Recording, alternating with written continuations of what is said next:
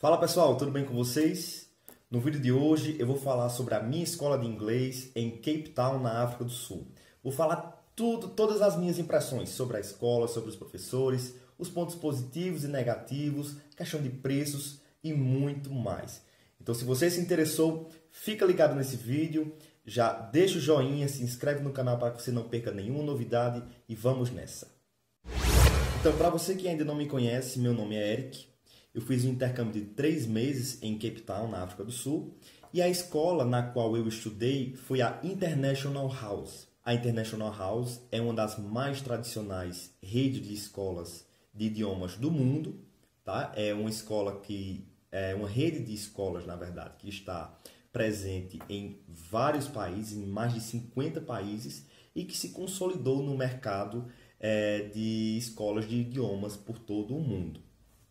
As salas de aula são bastante espaçosas, mas mesmo assim a equipe da escola, não coloca muitos alunos em uma mesma sala de aula, justamente para que o aprendizado ele seja mais bem aproveitado. Então, por volta de no máximo de 10 a 12 alunos, assim, já no limite. Nas minhas aulas, durante a minha estadia, eu lembro que apenas algumas 3 semanas ou 4 semanas que a minha sala teve mais de 10 alunos. Era sempre menos de 10 alunos. E eu fui numa alta temporada, numa temporada que a escola recebe muitos estudantes. Então eles têm essa sensibilidade de colocar poucos estudantes, justamente para melhorar o aproveitamento na aula, e também tem o cuidado de colocar estudantes de diferentes nacionalidades em um mesmo nível. Na minha sala, por exemplo, tinha gente de Portugal, tinha gente da Argentina, da Arábia Saudita, do Iêmen, de Angola, tinha alguns de países europeus, mas eu não me recordo agora. Mas justamente para que se tenha o cuidado de que todos na mesma sala de aula sejam meio que obrigados a falar inglês. E isso melhora muito, principalmente a prática do idioma. Então é um ponto muito positivo que a escola tem a nos oferecer. Já em relação aos professores, os professores da escola são muito bons, são professores excelentes. Eles passam por toda uma triagem antes de entrar na escola. Eles têm que apresentar uma certificação internacional, que é o CELTA e o IELTS. Tá? Coisa que preocupa muita gente é em relação ao sotaque sul-africano. Se você não sabe, fique sabendo que na África do Sul são falados 11 idiomas oficiais. Por conta disso, o sotaque sul-africano, do inglês sul-africano, é um sotaque, digamos que muito carregado, um sotaque muito forte, que pode soar diferente, principalmente em pessoas que já têm um certo nível de elevado em inglês, pessoas que já praticam, que estão habituados com o inglês americanizado e tudo mais, e que chegam na África do Sul e que ouvem aquele sotaque forte. Mas em relação aos professores, os professores não têm esse sotaque muito forte, carregado, não tem de jeito nenhum. Na verdade, eles têm que ter o inglês mais limpo possível, mais compreensível possível. E em relação a isso, vocês não vão ter problemas. Embora que o inglês falado na África do Sul é um inglês bem britânico, tá? Então, os professores eles têm um sotaque mais britânico. Então, você vai ouvir muitas vezes as pessoas falarem 20 em vez de 20. As pessoas vão falar city center em vez de city. Ou para mim, que fui para Cape Town sem saber praticamente nada de inglês, não foi nenhum problema. Para quem já sabe, talvez você pode estranhar, mas eu acho que isso enriquece ainda mais o seu aprendizado. E para quem vai sem aprender nada, eu acho que é uma oportunidade incrível, porque se você aprende o inglês sul-africano, você aprende qualquer outro.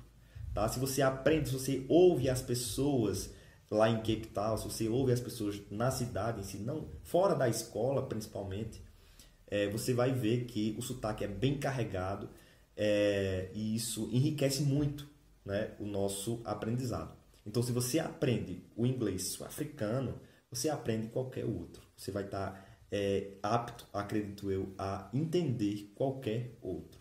Não que ele seja difícil, mas que ele é um pouco mais diferenciado dos demais sotaques de inglês espalhados pelo mundo. Então, para você saber qual nível que você vai estudar, no primeiro dia de aula você faz um teste de nivelamento, tá? Então você faz uma prova escrita primeiramente, depois você vai para a parte oral, tá? E aí você vai conversar basicamente com os professores. Os professores fazem perguntas básicas, eles vão perguntar questões sobre o quanto que você sabe de inglês, por que você decidiu estudar inglês, ou por que você decidiu ir para a capital, por que você acha importante estudar inglês, questões desse tipo, questões muito fáceis de responder, tá? Após isso, você é questionado também qual nível você gostaria de iniciar, tá? E após isso, você é selecionado lá para um determinado nível, tá? Eles dão no primeiro dia de aula esse livretozinho, tá? Com algumas informações sobre a escola, algumas informações sobre a cidade capital, algumas informações sobre o curso, fala também dos níveis, né, dos objetivos de aprendizagem de cada nível, tá? Então, a gente observa aqui no nível A1, nível A2, nível B1, tá? E aí, para cada nível, você tem os objetivos de aprendizagem, né? Tanto de aprendizagem falada como aprendizagem escrita, tá? Um livrinho que eu ainda guardo comigo de lembrança lá da escola. É um livro que nós ganhamos, tá? Então a gente não paga por ele, não tem nenhum custo adicional a respeito desse livro. Em relação à minha rotina de estudos, era a seguinte: das 8 horas da manhã às 10 da manhã, 2 horas de aula normal, tá? Então os professores iam lá, davam aulas, faziam brincadeiras, a gente treina a gramática, o listen, o speaking, e às 10h30 a escola oferece um programa diferente, né? Um tipo de aula diferente, que é o PSP, tá? É um programa bem específico, bem diferente para cada aluno. E aí nós vamos para um outro espaço, um espaço específico, que é o espaço do PSP. Então lá nesse espaço nós temos computadores, temos jogos lúdicos, tem mesas para que você sente com outros colegas e possam praticar com alguns jogos lúdicos de aprendizagem. Existe um espaço reservado que você vai conversar com o professor e outros colegas escolhidos aleatoriamente. Então, você vai treinar nesse espaço do PSP o que você tem mais dificuldade. Você tem a opção de estudar sozinho no computador, com os programas que são oferecidos no computador. Então eu gostava muito de estudar gramática, eu gostava muito de ouvir músicas, né, e ter que adivinhar qual é a palavra que se encaixa ali naquela letra, naquela música. Então é um programa muito bom, né? Tem essas atividades específicas para cada aluno. Existe uma conversa guiada com o professor, existem jogos, enfim. É um espaço ótimo para que você aprimore o seu inglês. E além do PSP, você tem também a opção de fazer o intensivo, a parte intensiva de inglês. Então você faz mais 2 horas de aula. No meu caso, das 13 horas às 15 horas, nós tínhamos o intensivo de inglês. Já em relação ao material que a escola oferece, são nos dadas fichas a cada aula. Então a gente recebe fichas mais ou menos como essa dos professores. Às vezes são várias fichas, né, de tamanhos diferentes, a depender do que será trabalhado na aula. Essas fichas você também tem a opção de tirar xerox dos livros de gramática.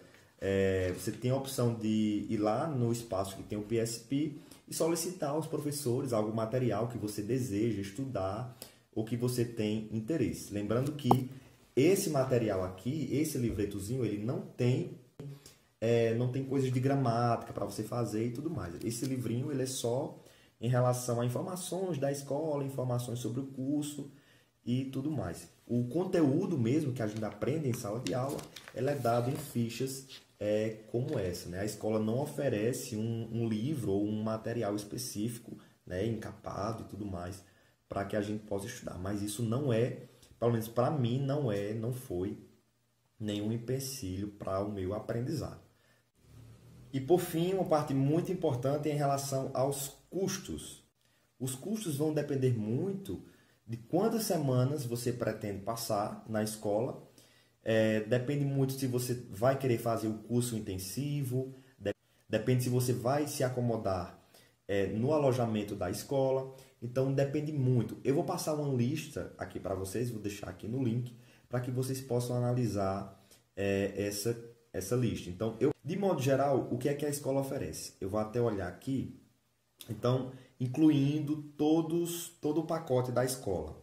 Então, incluindo o curso de inglês com 15 horas por semana, incluindo também o PSP, a acomodação na escola, o transfer, tanto para ir buscar quando você chega no aeroporto, quanto para lhe levar no aeroporto quando você vai sair da cidade, e também o material, né, do curso, que o curso oferece, as apostilas, como eu falei a vocês, essas fichas de estudo, junto com o certificado.